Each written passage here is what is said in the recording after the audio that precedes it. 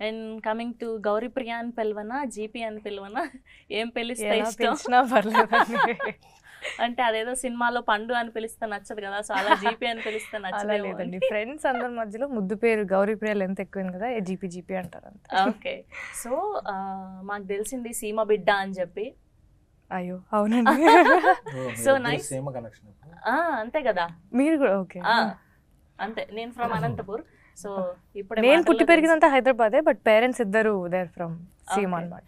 So nice. Firstly అసలు మీరు ఎంచుకుంటున్న స్క్రిప్ట్లు లేదంటే మీకు అలా వస్తున్నాయో లేదంటే మీరు చూస్ చేసుకుంటున్నారో తెలీదు, అంటే మీ క్యారెక్టర్ ప్రతిదీ కూడా గుర్తుండిపోతుంది ఆడియన్స్కి. రైటర్ పద్మభూషణ్ కానివ్వండి, అండ్ మొన్న మ్యాడ్ కానివ్వండి, అండ్ మొన్న మెయిల్ కానివ్వండి, అండ్ ఇప్పుడు ఇది, అండ్ చాలా చాలా అంటే మన లైఫ్లో ఇలాంటి అమ్మాయిని చూసాము, ఇలాంటి పేరుని చూసాము, అంటే చాలా మా గుండెకి హత్తుకుపోయేలాంటి క్యారెక్టర్స్లో కనిపిస్తూ ఉన్నారు మీరు.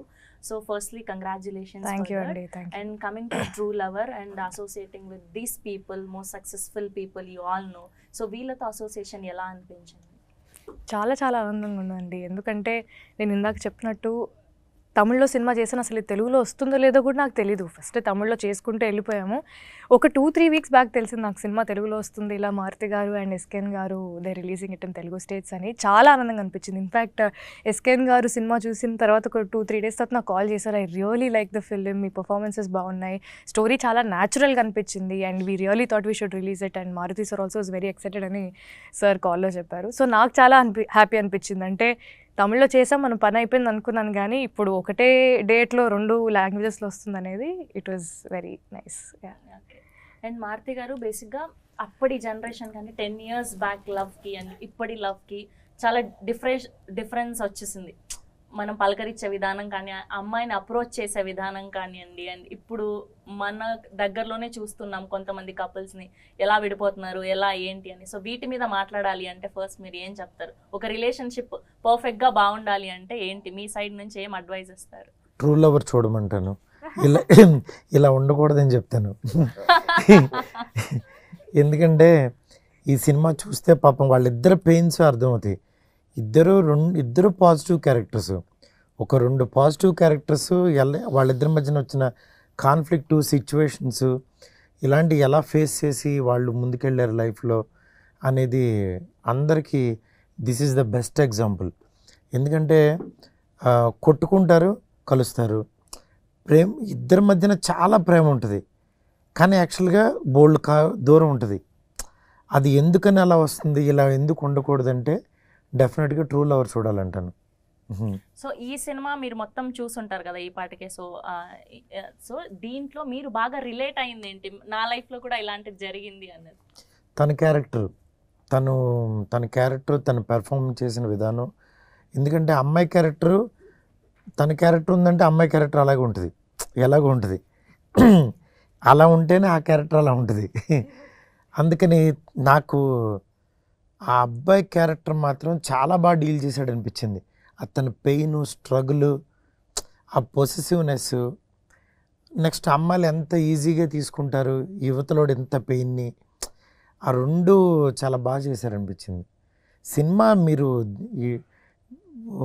జస్ట్ 10 minutes స్టార్ట్ చేసిన తర్వాత అలా తెలియకుండా 2 hours అయిపోద్ది. అంటే లోపలికి వెళ్ళిపోతారు, వాళ్ళ వరల్డ్లోకి వెళ్ళిపోతారు.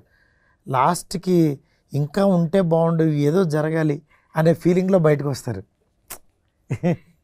అండ్ టీజర్ చూస్తే చాలా ప్రామిసింగ్గా ఉంది. అండ్ స్పెషల్లీ అమ్మాయిలు అయితే చాలా మంది రిలేట్ అవుతారు. ఒక కపుల్లో బేసిక్గా ఏమవుతుంది అంటే రిలేషన్షిప్లో అబ్బాయికి ఇంకొక అబ్బాయితో మాట్లాడడం ఇష్టం ఉండదు, కానీ ఈ అమ్మాయి అంటే నమ్ముతుంది. బేసికల్లీ ఈ సినిమా అయితే వేరే లవ్ స్టోరీస్ గురించి నాకు తెలియదు, కానీ ఈ సినిమా అయితే ఈ లాస్ట్కి వచ్చిన తర్వాత నాకు అంటే వీళ్ళ లైఫ్ ఇంకెంత చూడాలనిపించిందంటే, వీళ్ళిద్దరికి మధ్యన పెళ్ళయ్యి పిల్లలు పుట్టి వీళ్ళు ఎలా ఉన్నారో ఆ లైఫ్ అంతా కూడా నేను చూడాలి, ఆ లైఫ్ అంతా కూడా తెలియాలి నాకు. సీజన్ 2 చూసేద్దాం తర్వాత. సీజన్ 2 డెఫినెట్గా రావాలని కోరుకుంటున్నాను. ఎందుకంటే అది అంత స్కోప్ ఉంది దీనికి. మీరు ఇంతగా చెప్తున్నారు అంటే ఖచ్చితంగా ఇందులో ఎలా ఉండబోతుంది కథ అనేది అయితే కథ కాదు, ఇది రియల్ లైఫ్. నేను చెప్తున్నాను కదా, అందుకే ట్రూ లవర్ అని అక్కడ లవర్ అని పెట్టారు, దీనికి ట్రూ యాడ్ చేశాను. సినిమా చూడంగానే దీనికి కాల్ చేసి కనుక్కుంటే లవర్ అనే టైటిల్ ఆల్రెడీ ఉందంటే సరే దీనికి ట్రూ లవర్ అని పెడదామని అన్న, అంతే పెట్టేసాం. So nice. అండ్ ఇప్పుడు వ్యాలంటైన్స్ డే సందర్భంగా రిలీజ్ అవబోతుంది కాబట్టి ఎస్కేఎన్ గారి లవ్ స్టోరీ ఒకటి, అంటే బిఫోర్ మ్యారేజ్ గురించి చెప్పండి, తర్వాత అక్కర్లేదు కానీ. సో మీ బెస్ట్ వ్యాలంటైన్స్ డే ఏంటి? అసలు వ్యాలంటైన్స్ డే ఒకటి ఉంటుంది, ఇలా సెలబ్రేట్ చేసుకోవచ్చు, నాకంటూ ఒక అమ్మాయి వస్తుంది లైఫ్లో, ఒక పువ్వు ఇస్తుంది, లేదంటే ప్రపోజ్ చేస్తుంది, ఇలాంటివి ఏమన్నా జరిగాయండి మీకు? అదేంటి అంత బాయ్స్ కాలేజ్లో జాయిన్ అయ్యాను, ఇటు చూస్తే బావా అని చూస్తాం, బావా అని చూస్తే మా ఏంట్రా దరిద్రం ఇదిలో ఉన్నాం అనిపించేది. సో మనకు అలాంటివి ఏం లేవండి. సో తర్వాత ఇండస్ట్రీకి వచ్చాక కూడా అసలు ఏమీ లేవు? అవి చెప్పరండి. Okay done. Okay, coming to you. So true lover అంటే మీ దృష్టిలో ఏంటి? అంటే ట్రూ అనేది నాకు ఒక డెఫినేషన్ ఉంటుంది, ప్రాబబ్లీ మీకు ఒక డెఫినేషన్ ఉండొచ్చు. బట్ ట్రూ లవర్ ఏంటి అని సార్ చెప్పినట్టు మీరు సినిమా చూస్తే మీకు డెఫినెట్లీ అర్థమవుతుందండి. బట్ అంటే ఏది ఆశించకుండా them just being themselves in the relationship is actually true love is what I feel. Okay. And ఇప్పటిదాకా చూసినట్టయితే ఈ కథ గురించి మాట్లాడుతూ 6 years రాసుకున్నారు ఆయన ఈ కథని అని చెప్పడం జరిగింది. సో ఈ 6 years మీరు ట్రావెల్ అయ్యారా అండ్ ఏంటి? 2018 when he narrated me the story, it actually went multiple drafts. 2018 నుంచి we started pitching. అప్పుడు నేను అంత పెద్ద యాక్టర్ కాదు, ఒక చిన్న క్యారెక్టర్స్ మాత్రమే చేసి. But when we started pitching, nobody was, of course nobody will believe because he is a debutant and I was a very small time actor. But since Jai Bhim came and Good Night came, the same producers who produced Good Night, they were like, they liked the script and they believed in us. That's it. Yeah, and I was there since every draft was born. I was there with him. So I know clearly where it started and how it transformed into the screen. Okay. First తెలుగులో మారుతి గారు and SKN గారు release చేస్తున్నారని తెలిసినప్పుడు అంటే ముందుగా వీళ్ళ గురించి తెలుసా, లేదంటే వీళ్ళ సినిమాలు చూడడం జరిగిందా? నాకు తెలుసు అసలు. నేను అప్పుడు కోయంబత్తూరులో ఒక ఫిల్మ్లో షూట్లో ఉన్నాను.